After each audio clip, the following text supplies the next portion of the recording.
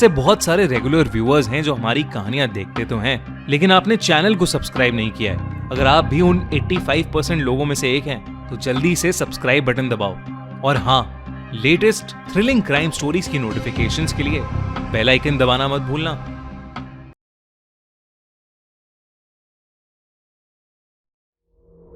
अगर आपको लगता है कि इंटरनेट सिर्फ फेसबुक, यूट्यूब, इंस्टाग्राम या अमेज़न तक ही लिमिटेड है, तो शायद आप इंटरनेट के सिर्फ एक ही छोटे हिस्से को जानते हैं।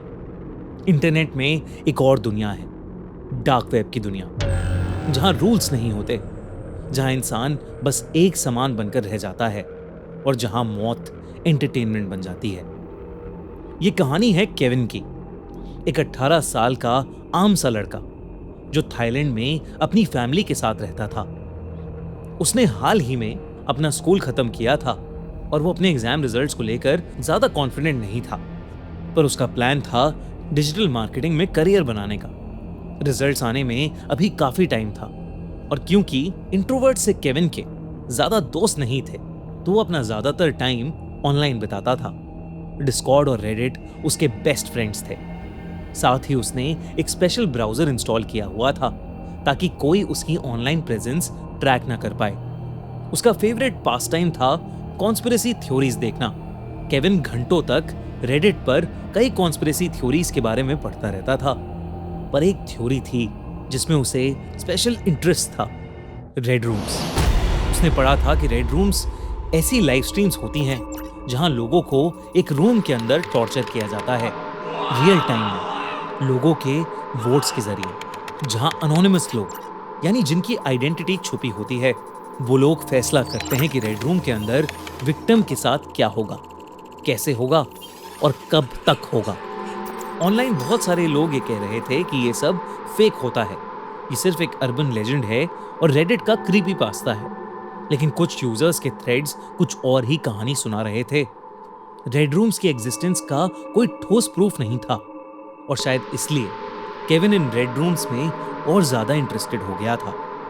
एक रात केविन के ब्राउजर पर एक एनोनिमस लिंक फ्लैश हुई। एक डीप वेब फोरम था जिसका नाम था डेड ड्रॉप। किसी ने उस फोरम से केविन को एक इनवाइट भेजा था। लिंक पर क्लिक करने से एक वेब पेज ओपन हुआ जिसका नाम था द फीड। पेज के बीच में लिखा हुआ था 1 स्ट्रीम 4 प्लेयर्स नो रीसेट।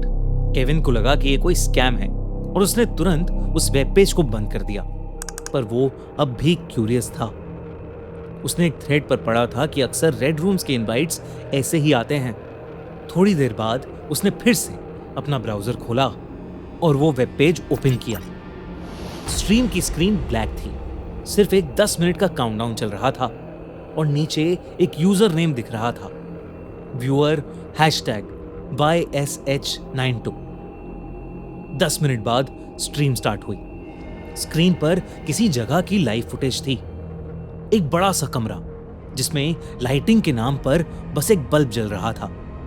कमरे के बीच में मेटल स्टेज था जो रोटेट हो रहा था और स्टेज के चारों तरफ 4 चेयर्स पर लोग बैठे हुए थे। 2 लड़के, 2 लड़कियां। सबकी आंखों पर पट्टी बंधी हुई थी, सबके हाथ पीछे बंधे हुए थे। हर पार्टिसिपेंट के सीने पर एक लेबल लगा था जिस पर एक नंबर लिखा हुआ था।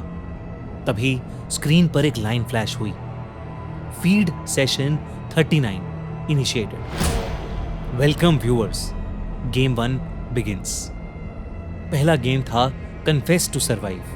सभी कंटेस्टेंट्स से एक सवाल पूछा जाएगा।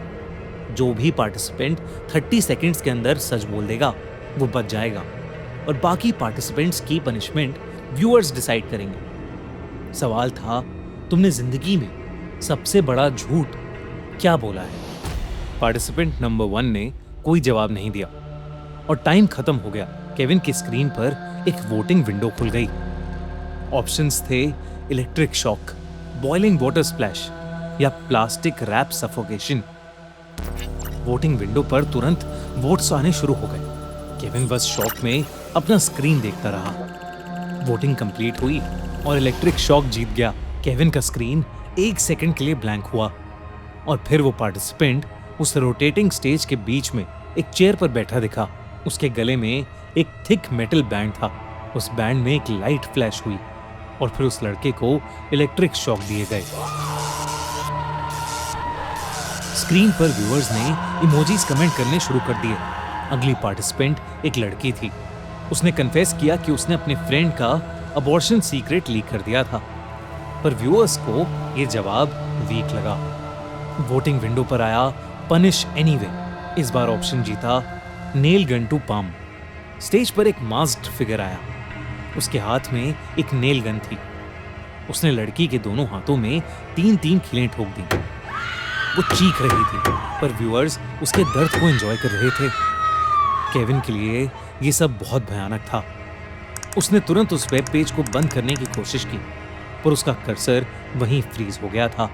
तीसरे पार्टिसिपेंट की बारी आने पर उसने कहा कि उसने अपने कॉलेज के हॉस्टल में सीक्रेटली लोगों का फुटेज रिकॉर्ड किया था। देखने वाले व्यूअर्स इस आंसर से भी इंप्रेस नहीं हुए। तीसरे पार्टिसिपेंट की पनिशमेंट थी बर्न मार्क्स। एक मास्क्ड आदमी ने उनके पैरों के नीचे गरम रॉड रख दी। वो लड़का दर्द में चिल्लाता रहा। इसके बाद केविन ने अपना लैपटॉप बंद करने की कोशिश की, पर कोई फायदा नहीं हुआ। उसके लैपटॉप का पावर बटन डिसेबल हो चुका था। आखिरी पार्टिसिपेंट एक लड़की थी। डर के मारे वो जवाब देने के बजाय बार बार उसकी जान बख्शने की भीख मांग रही थी। व्यूअर्स को यह भी बात अच्छी नहीं लगी, तो उन्होंने वोट किया चोकर। केविन का शरीर ये सब देखकर सुन पड़ गया था। उसकी आंखों के सामने उस लड़की के मुंह के अंदर कुछ लिक्विड डाला गया और उस लड़की को सांस लेने में दिक्कत होने लगी। कुछ ही देर बाद उसका शरीर मोशनलेस हो गया। अब जो 2 पार्टिसिपेंट जिंदा थे, उनमें से एक को एलिमिनेट करना था। व्यूअर्स ने वोट किया और ज्यादातर लोगों ने उस लड़की को चुना जिसके हाथों में कीलें ठोकी गई थीं। ऑप्शन जीता नेक वायर। उस मास्क्ड आदमी ने उस लड़की के गले पर एक वायर लूप डाला और स्क्रीन ब्लैंक हो गई। स्क्रीन पर एक लाइन फ्लैश हुई, thank you for watching. Viewer #YSH92 activity log. Kevin blank हो गया था। उसका लैपटॉप ओवरहीट हो रहा था, पर वो कुछ नहीं कर रहा था, सिर्फ स्क्रीन देख रहा था। इसके बाद वो 2 दिन तक सदमे में रहा। उसने किसी से कुछ और बात नहीं की और ना ही अपने कमरे से बाहर निकला। उसके पेरेंट्स को उसकी बहुत चिंता होने लगी। वो ना कुछ खाता था और ना रात भर सोता था।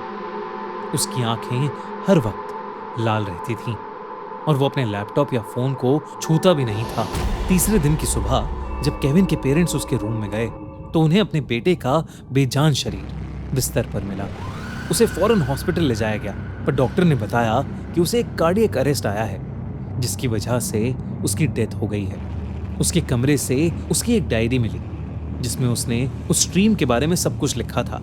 उसने डायरी के कई पेज उन विक्टिम्स को सॉरी बोलते हुए भर दिए थे। उस डायरी से यह साफ था कि उस लाइव स्ट्रीम का सदमा केविन बर्दाश्त नहीं कर पाया था। हर वक्त उसके दिमाग में वही डिस्टर्बिंग विजुअल्स घूमते रहते थे।